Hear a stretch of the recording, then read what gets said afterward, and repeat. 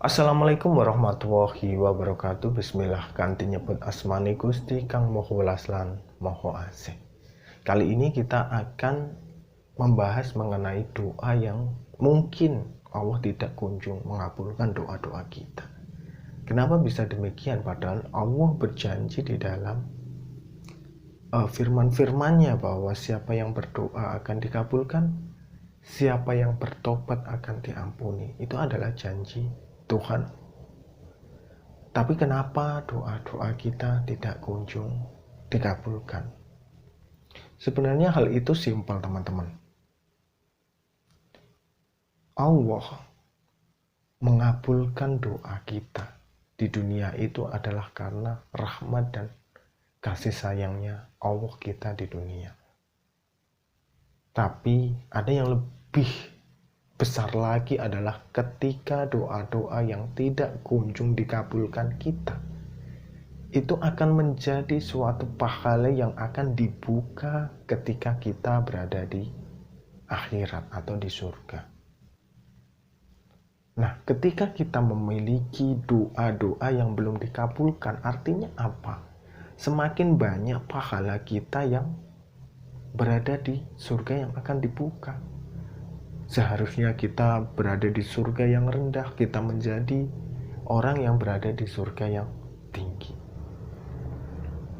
Misalnya saja kita beribadah, kita memberi bersedekah, kita sudah pasti akan dijanjikan mendapat balasan berkali-kali lipat, bisa 10, bisa 700 atau bahkan tak terhingga. Ketika ini tidak dibalas di dunia, pastinya ini akan menjadi tabungan kita di akhirat kelak. Jadi apa yang perlu kita lakukan ketika kita mendapatkan hal seperti ini? Yang pertama adalah perbanyak diri kita untuk berdoa setiap hari. Jika teman-teman meminta suatu kekayaan, berdoalah untuk meminta suatu kekayaan. Jika teman-teman meminta suatu kerezekian yang lain, jabatan misalnya, berdoalah meminta hal itu secara terus-menerus. Karena ketika ini tidak dikabulkan, ini akan menjadi suatu tabungan yang akan kita buka di akhirat nanti. Memang kelihatannya sepele, tapi ini termasuk salah satu bentuk ibadah, teman-teman. Karena Allah sendiri menyukai orang yang selalu meminta, selalu berdoa. Ini adalah orang-orang yang Allah cintai. Jadi ini salah satu bentuk ibadah yang dilakukan oleh manusia. Karena manusia itu tidak bisa hidup tanpa pertolongan Tuhan. Dan kenapa selama ini doa kita tidak dipenuhi? Mungkin kita tidak tahu, tapi mungkin kita masih mengandalkan, mendahulukan ego kita di dalam berdoa. Kita mengandalkan unsur-unsur pemenuhan hawa nafsu kita ketika berdoa. Seharusnya ketika kita berdoa, berdoalah lalu lepaskan. Jangan seperti kita memberikan proposal, tapi proposal itu masih kita pegang. Terkadang doa yang tulus adalah doa-doa orang teraniaya. Misalnya orang dipukul, itu mendoakan buruk misalnya. Kenapa ini kok justru dikabulkan? Karena setelah dia berdoa, dia melepaskan. Dia tidak ingin mengharap doa itu ditarik lagi, langsung dia lepaskan.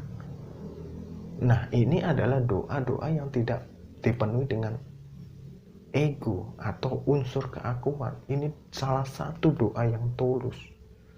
Tapi ketika kita meminta harta, meminta jabatan dan lain sebagainya, kita sering meng-cancel doa kita sendiri dengan keraguan-raguan, dengan unsur keegoan.